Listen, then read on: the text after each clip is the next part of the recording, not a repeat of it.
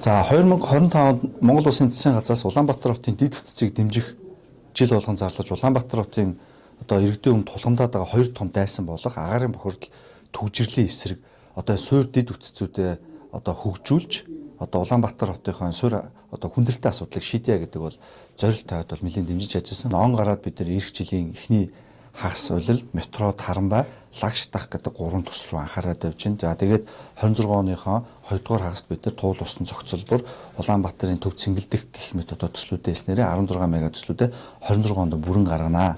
25 онд бол 10 мега төслөө гэрээлсэн байна гэсэн юм амжилттай явж байна. Үүнээс хамгийн одоо өндөр хувьтай явж байгаа нь бол дүүжин тээвэр араас нь манай Сэлб хотын бүтээн байгуулалтууд гих мэт төслүүд бол амжилттай явж байна. За Сэлб дэд төвийн бас нэг онцлог асуудал бол одоо хүмүүс Сэлбийн хэсэг дээр маань газар чөлөөлөгдснөөр одоо ямар одоо анх байсан тэр газрын одоо хэв айл байхгүй хэсэг дээрээс нь агарын бохирдол бол өнгөрсөн жил зөвхөн уржин жилдээ өнгөрсөн жилийг харьцуулахад албан 3 станцаар 22% багасалтаас энэ жил бол бүр сайн үзүүлэлт гарч байгаа. Удахгүй бас тэрийг олон нийтэд нээлттэй зарлана. Биднээсийн өнгөрсөн одоо 10 гаруй жил тулгамдж байсан хамгийн том асуудлаа шийдэхийн тулд одоо төр засагтайгаа хамтарч ажиллаж энэ газар чөлөөлөх ажилд идэвхтэй оролцоосоо гэж бас уриалмаар байгаа. Ингэснээр бид нэр ирээдүй хойч үедээ цэвэр агаартай сайхан орчиндөө Улаанбаатар хотыг л үлдээхийн төлөө ажиллаж байгаа. Газар чөлөөснөө бид агарын бохирдлоос гадна буцаага тэр газарт одоо сайхан хүндээ хэлтэй хот, ногоон байгууламж, сургууль цэцэрлэг, та бидэнд дутагдаад байгаа цахилгаан дулааны